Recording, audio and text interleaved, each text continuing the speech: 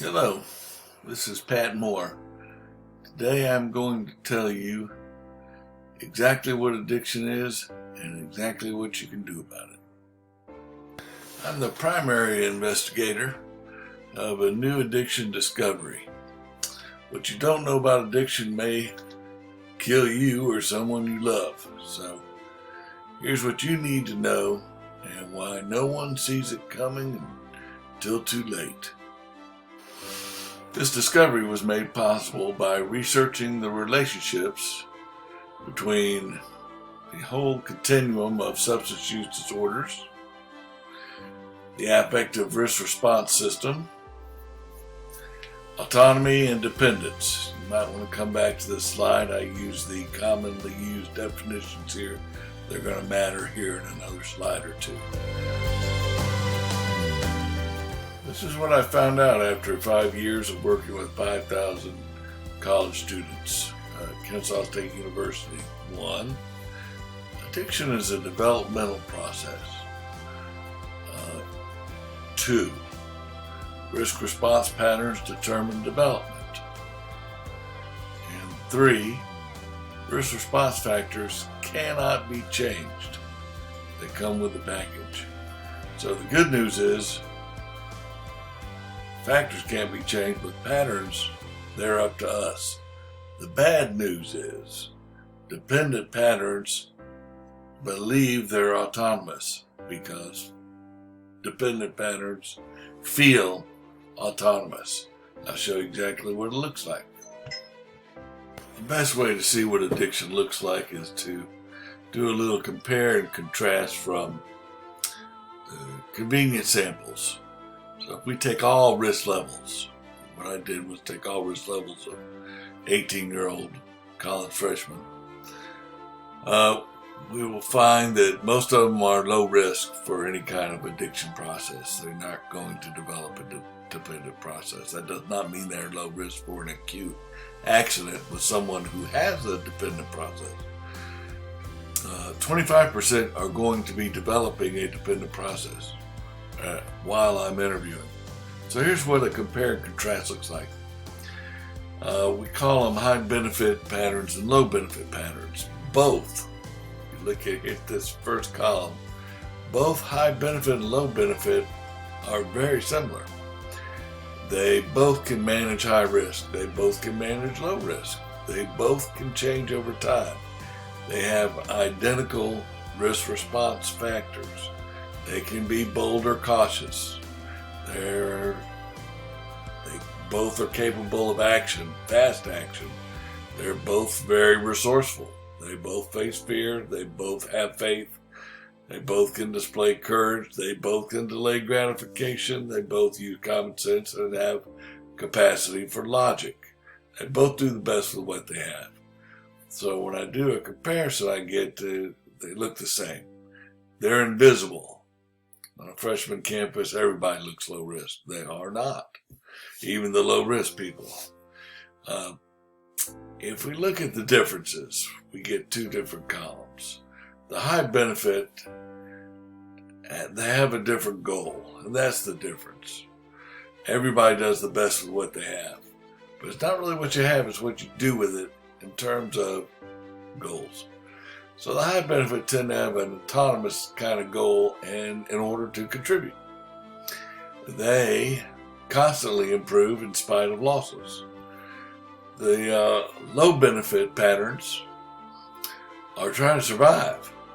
They're already developing a dependent pattern and they have benefited somewhere, sometime, somehow, to the point where they're repeating behavior and trying to survive doing it. Therefore, they end up in a cycle where they experience constant decline in spite of achievements.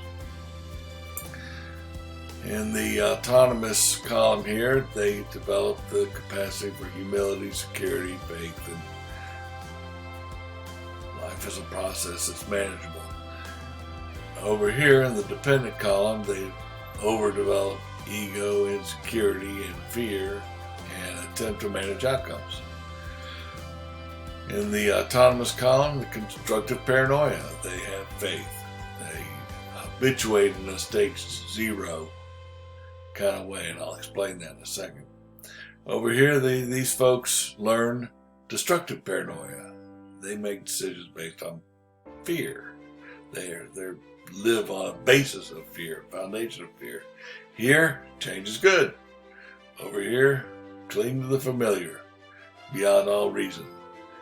Very realistic here, delusional here. Relate, compare.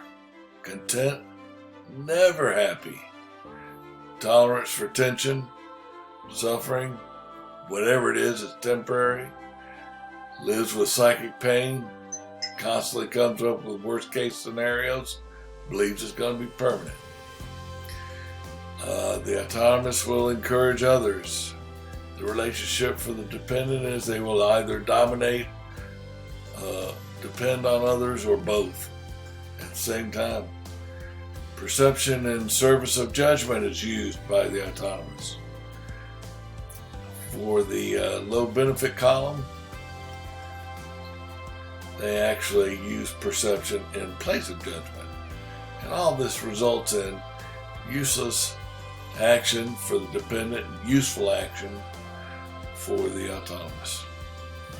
As you can see from the contrast, this is a very dangerous place to be, but it's identifiable if you know how to do it, which is what I'm going to show you right now.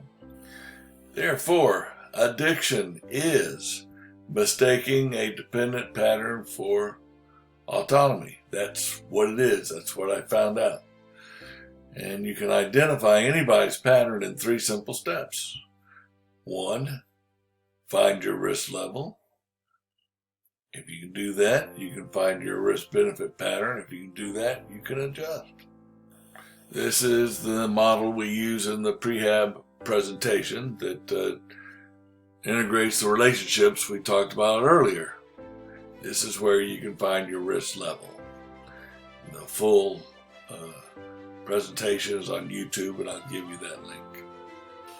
Once you find your level, it's easy to find where you are in either low benefit or high benefit model. The pattern is risk response factors get spread over 5 stages, and the end result is dependent people learn how to habituate in stage 4, and here's stage 4 in this high risk, low risk, high benefit, low benefit model. 25% of the population will go right from stage 0 to stage 1, and sorry about that, go on to stage 2, 3, and 4. And they will sometimes move from 4 to 3 back to 4, or 2 to 3 to 2 to 1 to 0 to 2 to 3 to 4. There's a lot of treatment takes you back to stage 0, but is it really a change? No. Too many times it is not. So there's a lot of change happening here, but it's like rearranging deck chairs on the Titanic. They're useless changes. They're small changes. You can't tell the guy experiencing it he's changing a lot. And it's irritating for him to hear that he's not. But he can't tell the difference yet. For the dependent person, the person who habituates in stage 4, they have to go back through a treatment kind of process, and that's what this slide is. You can look at it as long as you want. I go through it in the presentation. I'm not going to do the lecture here, but the idea is you end up learning how to habituate stage 0 by taking useful action. 75% of the population never goes beyond stage 1. That's what I found out in my research. They bounce between stage 0 and 1, which indicates that they're using risk response factors in one column. That's why we call them high benefit. They never leave the high benefit column. They try new stuff. They go through the usual new good social proof, control, pain and suffering, loss acceptance. They either retain something that's high benefit and they go back to 0, or they reject it and go back to zero and try something else. In this way, they are always changing, they're always growing in a useful way, in a useful direction, all day, every day. It's a good place to be. The high benefit people have shown, I learned a new process from them. You start in zero, go to one, and go back and habituate in a new stage zero, and keep going. And I fully explained that in the presentation. So I hope this kind of intervention can be used with any of your other tools or interventions. There is the complete prehab presentation at this YouTube address, or visit my webpage for the same link and other resources.